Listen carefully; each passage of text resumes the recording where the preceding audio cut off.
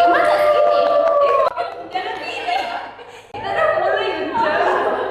Kita banyak banget nih perempuan-perempuannya. Cewek.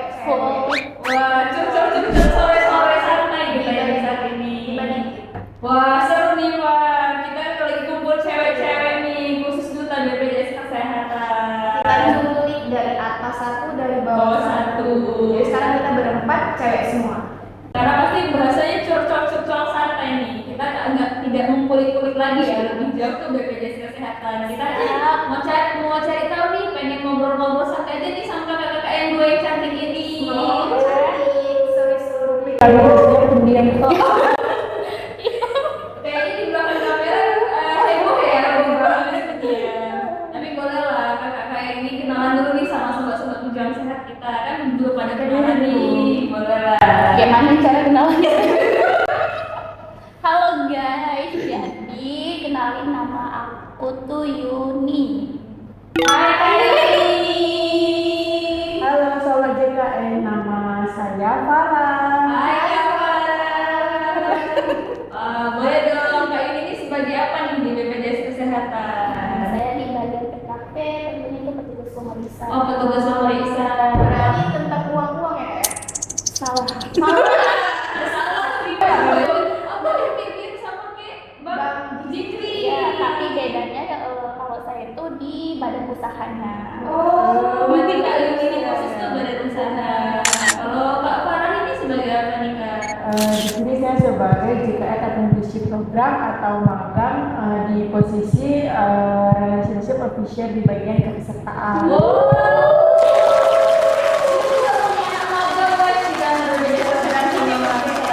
Juga ada anak magangnya nih. Ada program juga, benar banget. Nah, dari BPJS Kesehatan ini memberikan berapa waktu lama nih untuk program magang ini? Jadi untuk program magang ini kami dimulai dari 2 Januari 2024 sampai 31 Desember 2024. Berarti itu mau berakhir guys, sedih.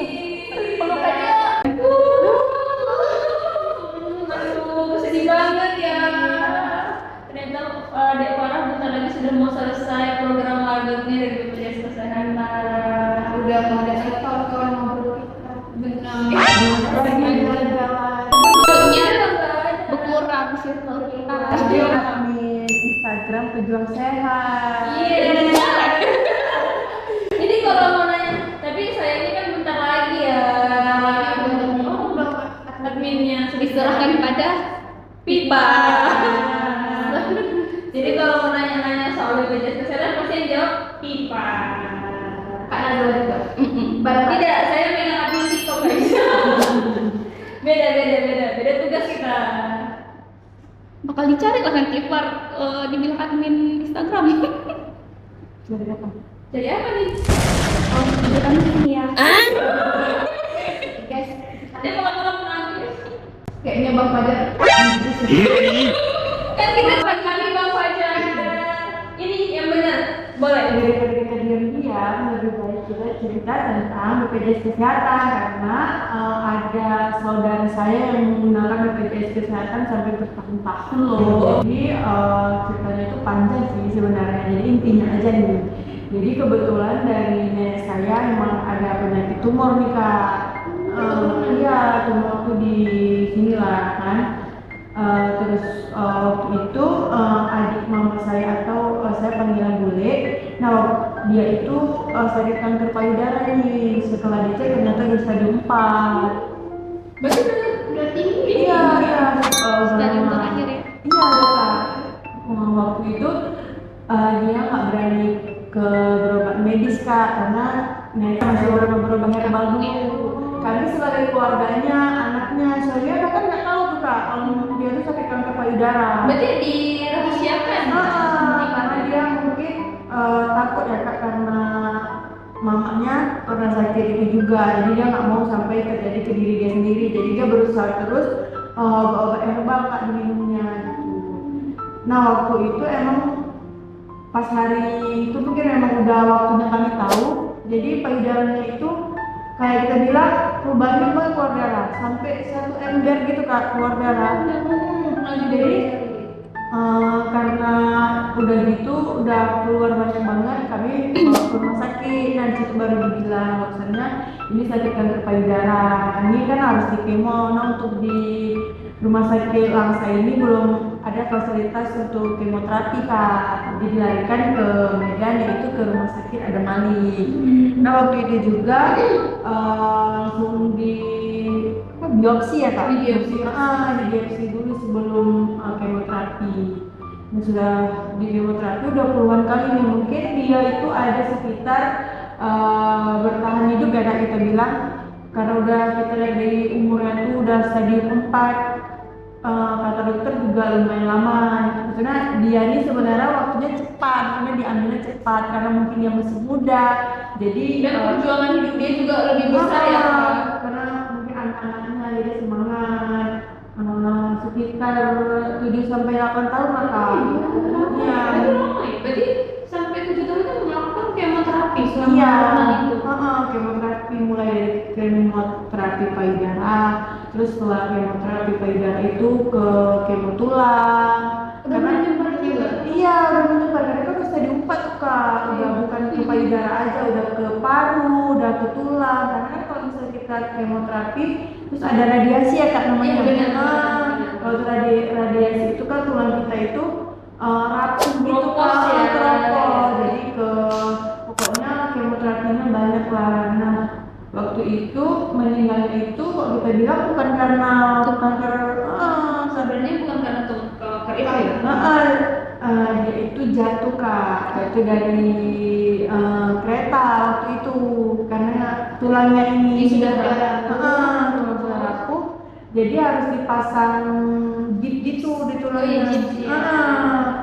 Ya udah waktu udah dipasang itu udah lumayan sehat nih kak, udah setelah 1 hari itu lumayan sehat. Terus waktu itu masuk ruang ICU juga karena udah nggak mau telan tuh nggak sadarkan diri. Nggak lama di ICU selama 15 menit itu udah meninggal kak. Itu dia hampir semua menggunakan BPJS kesehatan, mulai dari kemo pertama sampai kemo yang terakhir menggunakan BPJS kesehatan. Berarti langsung tetap memang dijamin sama BPJS. Iya. Berarti kurang Lebih lebih menggunakan BPJS itu 8 tahun. Iya, full di cover dengan BPJS kesehatan. karena kejadian tahun sekarang. No. Luar biasa. Perjuangan banget loh itu sampai sudah menyebar kemana-mana, dan kemoterapi juga sampai hampir 8 tahun ya. Berarti BPJS ini sangat membantu ya. Sangat banget, membantu yang untuk membantu lah ke semua kalangan masyarakat gitu. Nah untuk jadi mulai sekarang kita nggak boleh nih makan yang micin-micin, makan itu harus terjaga lah makanan kita, pola makan kita terjaga, kita rajin berolahraga guys. Jadi pola hidup yang sehat. Sehat. Jadi untuk keluarga dari pihak orang tua saya yang perempuan, mama, itu memang mungkin ada kak di kami itu keturunan. Berarti memang ada gennya ya, gen bawah. Iya. Berarti harus menjaga kesehatan. Yang pertama itu kan sakit kanker payudara. Nah nih ada om saya juga, dia sakit kanker paru. Dia memang kebiasaannya itu merokok, kopi pagi-pagi siang malam, pokoknya merokok kopi. Jadi kan itu sangat berbahaya kalau Orang yang tidak sehat ya. Yaitu sakit paru. Dia kan nggak pernah sakit nih kak, habis itu tiba-tiba dia batuk berkepanjangan, berhenti. Kan udah kuat banget merokok, terus waktu itu lemas kan kak, dia lemas, pokoknya dia lemas, menggigil, demam gitulah, dibawa ke rumah sakit. Dia tuh nggak mau nih, memang saya ada lumayan batal ya kak. Dia nggak mau sama sekali ke rumah sakit, jadi dia nggak mau ke rumah sakit. Minum obat, pas dibawa ke rumah sakit ternyata di parunya ini katanya ada cairan. Nah dokter sendiri nggak bisa memvonis nih itu beneran cairan atau itu daging atau apa itu. Jadi dokter belum berani vonis di sini kan. Dibawa ke rumah sakit di daerah Stabat atau Brandan gitu. Pas saya ke sana dibilang juga ini dibilang kata saya kanker paru. Kalau nggak salah udah stadium 3 gitu kak. Jadi ketahuannya juga sudah stadium 3. Iya, karena memang dia nggak yang kerja setiap pagi gitu.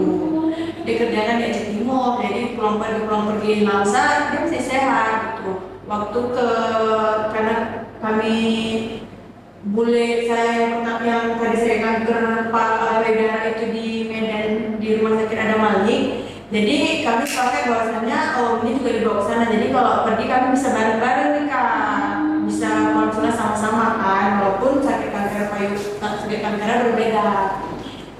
Setelah dia cuma 1 kali guys, cuma 1 kali dia kemoterapi. Itu pun dipaksa sama adiknya yang sakit kanker payudara tadi, karena dia sangat-sangat tidak percaya bahwa itu dia sakit. Karena memang tidak ada pernah mengalami sakit ya. Beda mungkin dalam hatinya tuh dia tuh sehat, tetapi dia tuh sakit gitu. Cuma dia nggak mau dibilang sakit karena sebatas itu menjadi Banten itu bandel guys. Terus pas sudah ke Medan itu dia cuma sekali nih kemoterapi, mau balik kedua kali sama bulit parah itu Kak yang pakai kanker payudara tadi. Nah nggak lama mau balik itu kok nggak salah selang 2 hari mau balik bulit parah itu udah meninggal. Jadi dia karena dulunya dorongan adiknya ini untuk kemo, jadi karena udah meninggal dia bilang Al untuk apa nih kemo, dia aja udah meninggal gitu, jadi nggak ada penyemangat dia lagi gitu kan. Berarti kayak menyerah gitu ya. Jadi akhirnya karena kalau kemonya kan nggak boleh putus kan. Benar, harus tetap dilanjutkan dan harus rutin gitu. Karena ada jadwalnya, misalnya tanggal segini harus balik, kita tanggal balik nih. Kalau kita nggak balik, kita pulang balik. Pulang lagi dari gitu. awal. Jadi karena dia nggak balik itu, mungkin badannya makin drop terus Kak. Ya, setelah dibawa ke rumah sakit dan memang setelah dibawa ke rumah sakit memang itu lama-lama kasih di ruang ICU dia nggak sadar 3 hari. Dan itu digunakan BPJS Kesehatan. Iya, full dikeluarkan BPJS Kesehatan. Kebetulan dia juga pegawai Kak. Pegawai di Aceh Timur. Ditanggung. Dulu kan zamannya Askes ya Kak, saya sudah transformasi ke BPJS Kesehatan. Jadi mungkin saya mewakili dari Om dan murid saya. BPJS ini sangat membantu untuk pengobatan baik itu di Langsa, di Sabah, di Medan itu semua seluruh Indonesia BPJS ini dapat kita gunakan. Memang di cover ya? Iya, di cover full. Ada siaran pun di Bintang ya. Luar biasa ya. Juga administrasinya nggak banyak kan, minta kita cukup membawakan KTP aja Kak. Udah ada Jadi untuk sobat DKI jangan lupa mendaftar BPJS Kesehatan. Karena kita nggak tahu kapan kita sakit, kapan kita. Dan satu lagi Pak, selain mendaftar jangan menunda. Gimana nih kalau juga samanya tidak bisa menggunakan BPJS Kesehatan.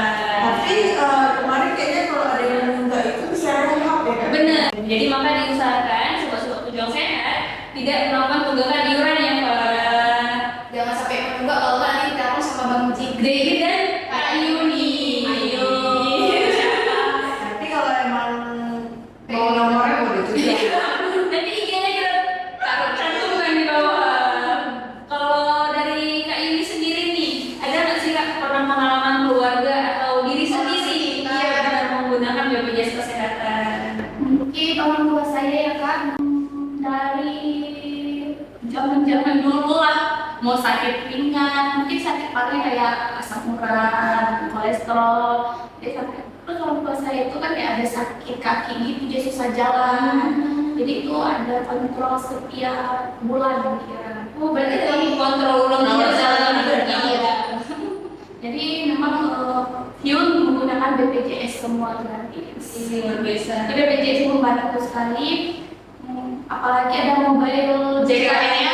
Jadi orang tua saya dari rumah menggunakan print online, jadi nanti sampai ke FKTP ya benar FKTP ataupun ke rumah sakit udah langsung bisa dilayani. Jadi untuk sobat JKI ini karena tadi Kak Yuni sudah menyinggung tentang antrean online ya. Jadi saya sedikit cerita pengalaman. Banyak nih Bang. kita langsung tunjuk lah. Dia lihat tadi di pon sambil diam-diam ini.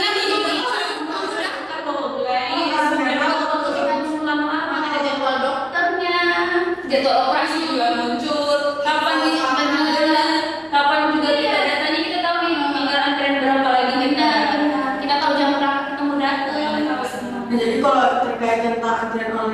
Kak. Jadi waktu kemarin itu saya ke rumah sakit nih, rumah sakit di salah satu kota di Luarsa untuk rawat jalan. Itu ke Poli Paru dan Jantung. Nah, jadi kami karena kan nggak tahu nih di BPJKN kan, di BPJKN ada antrian online, jadi kita nggak pengen nunggu lama di polinya itu Kak. Jadi kami langsung antri online sampai di rumah sakit. Kan kalau udah ambil antrian online ini langsung masuk Kak. Jadi ada salah satu peserta BPJS kan juga bilang kok dia luar masuk nih, padahal kami udah lama menunggu. Nah jadi untuk peserta atau sobat-sobat DKN itu kalau misalnya mau ke poli, kita harus daftar online dulu guys. Jadi tidak menunggu lama dan benar banget, tidak wasting time juga ya, karena kita bisa melakukan pekerjaan yang lain sambil menunggu antrian kita. Iya, karena kan kalau di antrian online itu ada dikasih tahu ya Kak. Sisa antriannya berapa? Antriannya berapa, kita harus datang ke rumah sakit itu estimasinya berapa. Dan bisa juga kan kayak orang tua saya nih antrian online terus. Jadi misalnya jadwal itu udah tahu kan, nggak perlu yang hari Selasa ini misalnya gitu. Jadi kapan orang tua saya bisa, kita tentukan ke DKI hari apa, langsung muncul di antriannya. Oh, iya. Bisa semuanya ya di aplikasi BPJS. Benar, nggak perlu sulit sekali. Dan saya juga baru menggunakan BPJS Kesehatan. Karena kanalnya kena coba. Iya. Jadi kalau ada yang bertanya kenapa dibungkus-bungkus, karena dijahit guys. Dijahit guys. Benar dijahit guys. Nyilu nih guys, tapi nggak apa-apa. Kita tetap semangat memberikan informasi kepada sobat-sobat pejuang sehat kita terkait BPJS Kesehatan. Kita sampai ke Telaga 7 ya, Fran. Sampai ke desa pelosok negeri pun kita datangi untuk melakukan pengecekan statusnya aktif atau tidak aktif. Dan apabila dia tidak terdaftar, akan kita bantu daftarkan sebagai peserta BPJS Kesehatan. Ya, karena juga kan peraturannya seluruh warga Indonesia harus mendaftarkan diri ke BPJS Kesehatan. Karena adanya di bawah BPJS Kesehatan, kita terlindungi nih jaminan kesehatannya. Karena tidak ada ruginya ya terdaftar sebagai peserta BPJS Kesehatan. Wah, luar Di biasa. penghujung cerita, Di penghujung cerita kita ini. dan di penghujung tahun ya. Iya. Tahun depan sudah tahun 2025. Semoga tahun 2025 BPJS Kesehatan juga menjadi yang lebih baik lagi, memberikan inovasi-inovasi terbaik juga untuk masyarakat Indonesia ya. Dan untuk kita untuk tahun 2025 semoga apa yang ingin dicapai bisa dicapai di tahun 2025. Kita ceritain panjang ya. Iya, panjang. Bang Fajar sebagai editor kita juga capek nanti motong-motongnya. Kita ketawa terus. Bener. Susah maaf ya bang. Isi podcast hari ini ada berisi kok, tidak kosong kali. Jadi aman untuk dia kawan-kawan. Jadi bolehlah kita tutup aja ya Pak, karena juga memang sudah mau menjelang maghrib. Tapi jangan lupa untuk di like, Komen dan subscribe di akun kita ya Pak, di IG di TikTok, dan YouTube di akun Berjuang Sehat. Kalau mau ada yang mau bertanya juga boleh di komen di bawah ini dan akan kita bahas di episode